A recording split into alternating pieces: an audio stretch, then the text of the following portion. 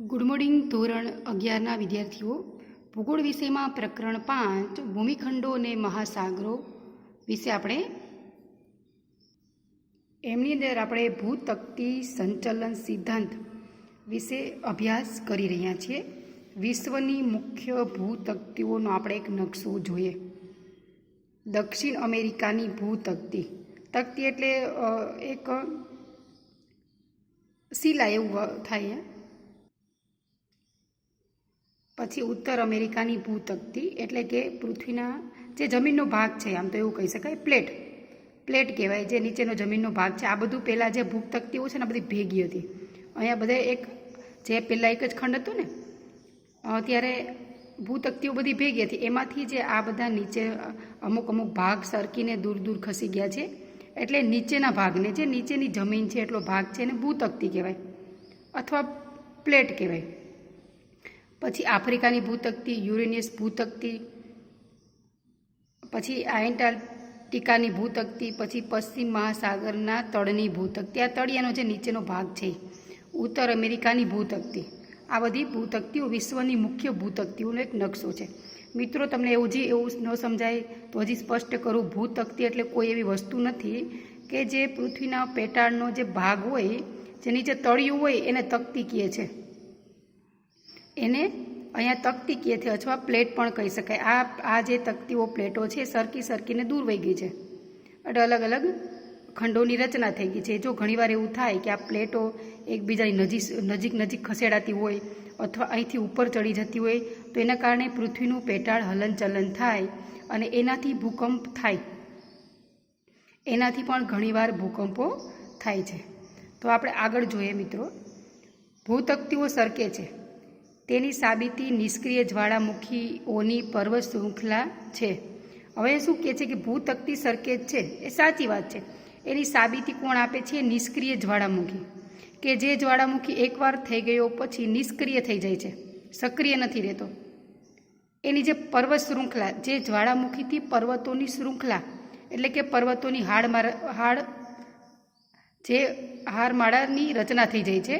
કે જ્યારે આપણે વાત કરી કે જ્યારે જ્વાળામુખી થાય ત્યારે શંકુ આકારનો પર્વત બની જાય, તો એવા નાના નાના પર્વતો બની જાય તો એને પર્વતની શૃંખલા કહેવાય. તો આ જે પર્વતની શૃંખલા, જે જ્વાળામુખીના પર્વતની શૃંખલા, એ સાબિતી આપે છે કે ભૂતકતીઓ સરકે છે, એટલે કે એક જગ્યાએથી ખસે છે. એમ માનવામાં આવે છે કે એસ્થેનોફિયર ના ઉદ્ભવતા ઉષ્ણતાનયન પ્રવાહો ભૂતકતીઓને ગતિશીલ રાખે છે.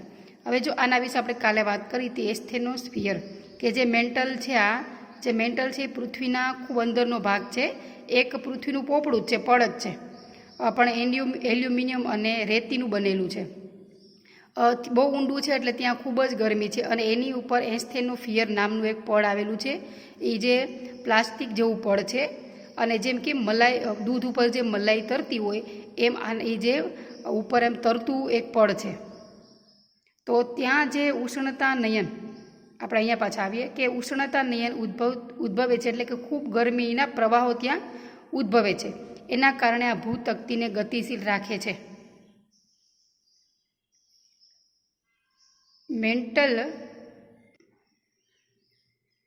મેન્ટલમાં અતિ ગરમ ભાગો આવેલા છે. મેન્ટલમાં અતિ ગરમ, કેમ કે મેન્ટલ છે એ પૃથ્વીના ખૂબ જ ઊંડાઈ ઉપર આવેલું છે. ત્યાં અતિશય ગરમી છે, ત્યાં ગરમીના ભાગો આવેલા છે.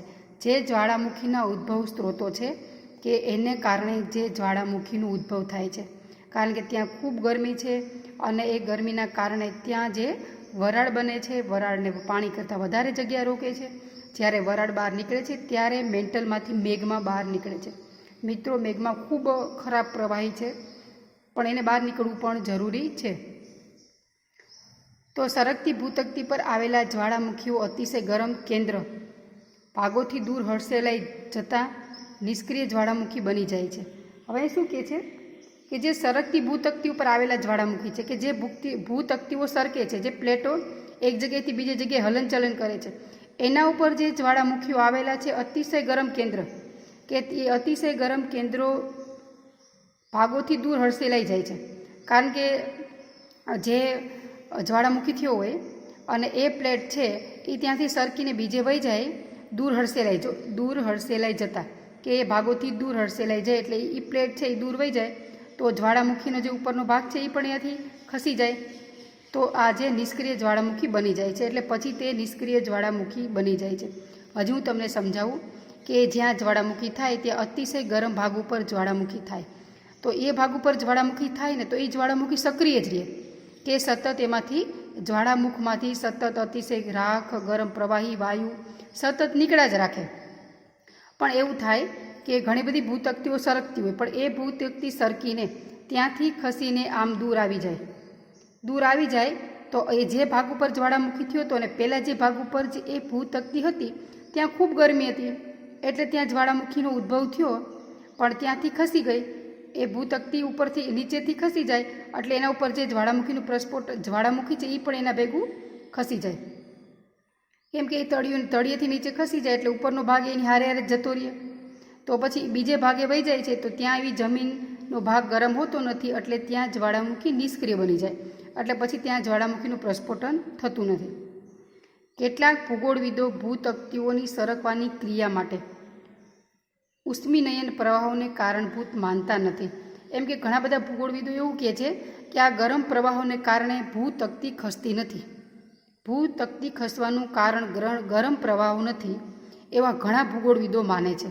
અને ઘણા ભૂગોળવિદો એવું માને છે કે આ ગરમીને કારણે જ જે આ ભૂતકતીઓ કે જે પૃથ્વીના પેટાળની જે પ્લેટો છે એ ખસી જાય છે. તેઓના મત અનુસાર મિશ્રાવરણમાં રહેલો મેઘમાં સમુદ્ર તળની ફાટ દ્વારા બહાર આવી નવું સમુદ્ર તળ રચે છે.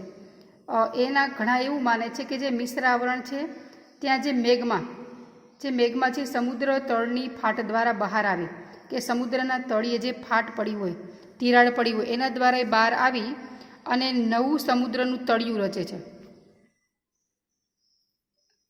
લાવાના ધક્કાને કારણે તે ઢોળાવવાની દિશા સરકે છે, કે જે લાવા એટલે કે મેઘમાંનો જે ધક્કો લાગે છે એના માટે ઢોળાવોની દિશા જે ઊંચો ભાગ હોય ત્યાં સરકે છે, અને નવું સમુદ્ર તળ સરકતા પટ્ટાની ગરજ સારે છે.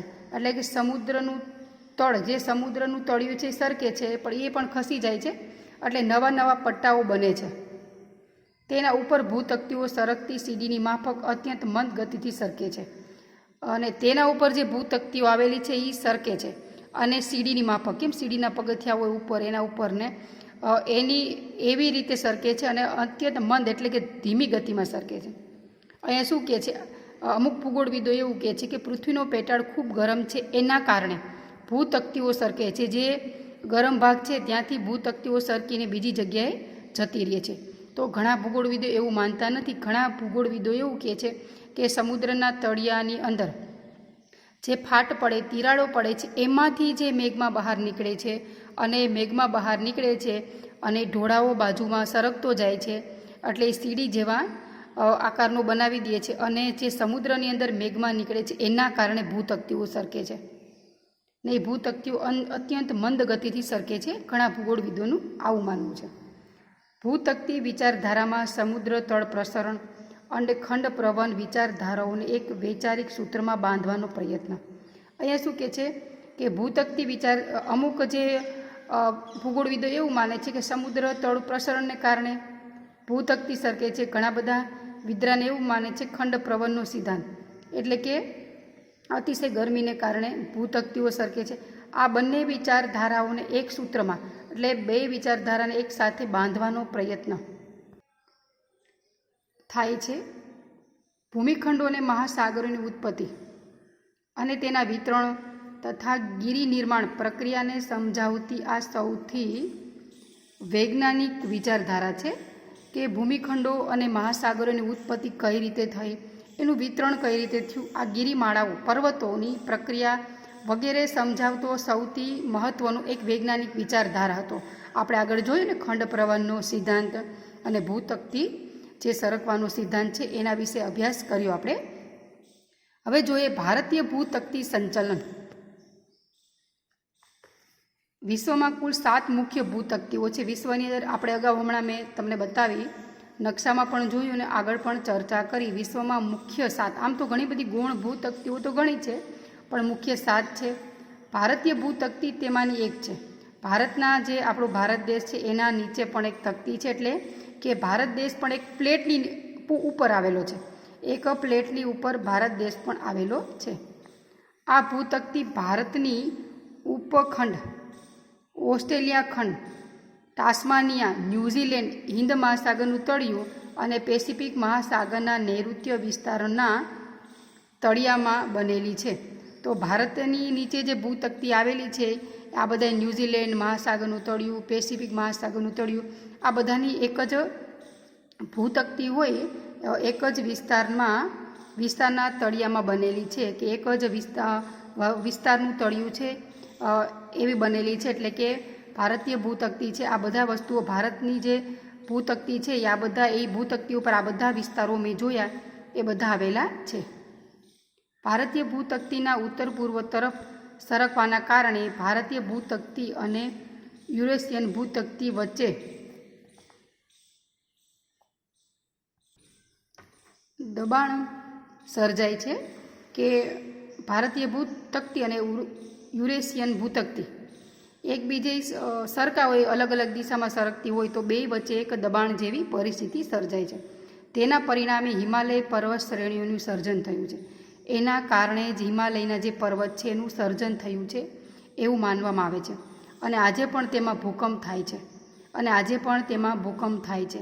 મેં મિત્રો હમણાં જ તમને વાત કરી કે જ્યારે ભૂતકતીઓ સરકે એટલે બે ભૂતકતીઓ સામસામે અથડાય, બે પ્લેટો સામસામે ભટકાય અથવા એકબીજાની ઉપર ચડી જાય, એના કારણે જે પૃથ્વીનું પેટાળ છે હલનચલન કરવા લાગે છે, એમાં કંપન અનુભવાય છે, વાઇબ્રેશન આવે છે. તો એના કારણે પણ ભૂકંપ થાય છે.